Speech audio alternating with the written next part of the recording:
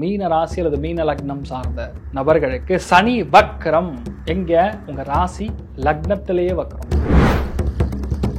ராசி லக்னத்துக்கு சனி வராருன்னா வேலை, தொழில், அந்தஸ்துகள், உத்தியோக, வியாபாரம், கல்யாணம், காதல், இந்த மாதிரி சமாச்சாரங்கள்லாம் டேக் ஆஃப் ஆகும். ஆனா அந்த சனி வக்ரம் பெறும் பொழுது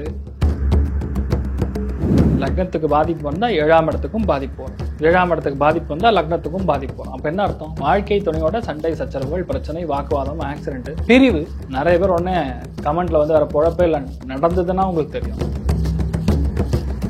பொறுமையா இருந்து ஒரு காரியத்தை செய்கிறது தான் முக்கியம். இந்த டைம்ல நான் எவனும் வேண்டாம், ஃப்ரெண்டே வேண்டாம். சார் என்ன பண்ணா சால்வ் ஆகும் சார், அதை சொல்லுங்க சார். பரிகாரம் தான், பிராயச்சித்தம் தான் முக்கியம். அதுல ரொம்ப முக்கியமா பார்க்கும் பொழுது திருச்செந்தூர் முருகப்பெருமானுடைய வழிபாடு மிகப்பெரிய மாற்றத்தை கொடுக்கும்.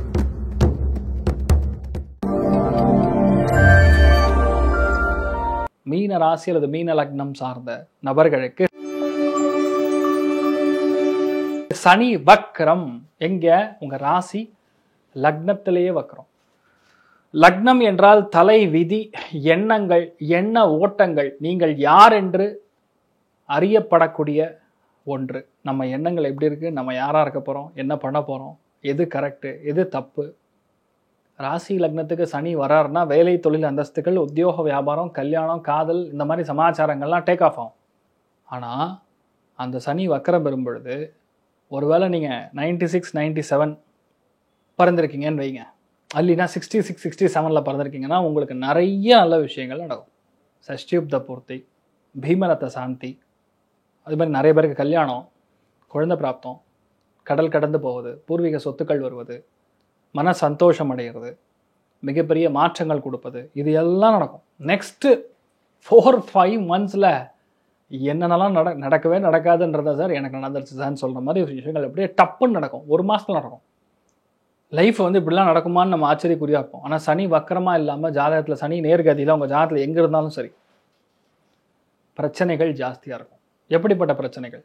தலைவலி, வேதனை, டென்ஷன், ரணகலம், எண்ணங்கள் தப்பாக போவது, சண்டை போடக்கூடிய நேச்சர், பழைய விஷயங்கள் என்னென்னா பண்ணமோ அதெல்லாம் இப்போ நோண்டி நம்ம சண்டை போடுறது, தப்பான எண்ணங்கள், தப்பான பேச்சு, எல்லா வார்த்தைகளும் ஆப்போசிட்டாக இருக்கிறது, மண்டை வலி, அசதி, நிறைய சுத்துறது, நிறைய அலைச்சல்கள் கொடுக்கும், மறதி ஜாஸ்தியாக இருக்கிறது, வண்டி வாகனங்களில் போகும்போது ஏதாவது மறந்து விட்டு வந்துடுறது, சம்டைம்ஸ் கீழே விழுகிறது.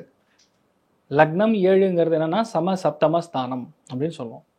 லக்னத்துக்கு பாதிப்பு வந்தால் 7ஆம் இடத்துக்கும் பாதிப்பு வரும். 7ஆம் இடத்துக்கு பாதிப்பு வந்தால் லக்னத்துக்கும் பாதிப்பு வரும். அப்போ என்ன அர்த்தம்? வாழ்க்கை துணையோட சண்டை, சச்சரவுகள், பிரச்சனை, வாக்குவாதம், ஆக்சிடென்ட், பிரிவு, இந்த மாதிரி விஷயங்கள்லாம் இருக்கு. 2வது பிஸ்னஸ் சம்பந்தப்பட்ட விஷயங்கள் இருக்கக்கூடிய தடை, தாமதங்கள் எது இருந்தாலும் சரி இந்த டைம் பீரியட்ல ரொம்ப கவனமாக இருக்கணும். யாரையும் நம்பக்கூடாது. அது சரியில்லைன்னா சரியில்லை, அது டவுட்டே கிடையாது. ஏதோ நல்லது பண்ணிடுவாங்க, சூப்பராக இருக்கும் அப்படின்னு இறங்கி பண்ணோன்னா கண்டிப்பாக பிரச்சனை தான், டவுட்டே கிடையாது. ஸோ நம்ம தான் கவனமாக இருக்கக்கூடிய ஒரு காலகட்டத்தில் இருக்கும்.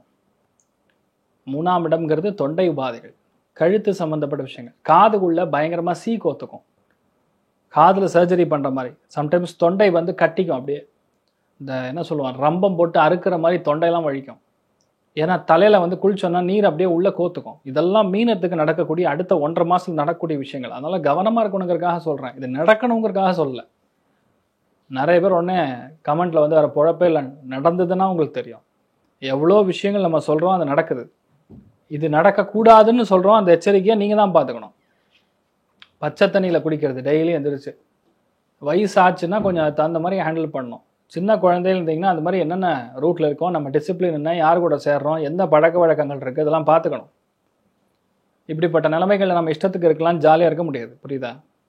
அதாவது நம்ம எந்த அளவுக்கு பொறுமையாக இருக்கணுமோ அந்த அளவுக்கு பொறுமையாக இருக்கணும். 7ஆம் இடத்துல செவ்வாய் போய் உட்காந்துருக்கும்போது நண்பருங்க, அருமையான நண்பருங்க, ரொம்ப நம்பிக்கையாக இருக்காங்க, நம்பிக்கையே கிடையாது, கோவிந்தாய் போயிடும். நம்ம எதுவுமே சொல்கிற நிலைமையில இருக்காது.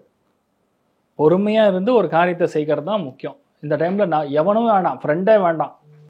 ஸோ இதிலலாம் நீங்கள் ரொம்ப கவனமாக இருக்கணும்.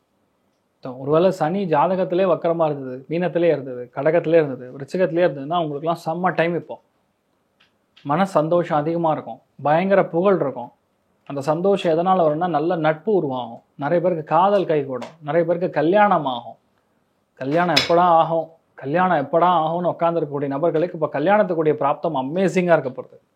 மருத்துவர் வரலாம், ஒரு பிஸ்னஸில் இருக்கக்கூடிய நபர் வரலாம், அரசாங்க உத்தியோகி வரலாம், ஒரு பெரிய ஒரு கவர்மெண்ட் சர்வீஸில் அஃபீஷியலாக இருக்கக்கூடிய நபர்கள் வரலாம், ஒரு ப்ரொஃபஸராக இருக்கலாம், சென்ட்ரல் கவர்மெண்ட் ஜாப்ல இருக்கலாம், எப்படி வேணா இருக்கலாம்.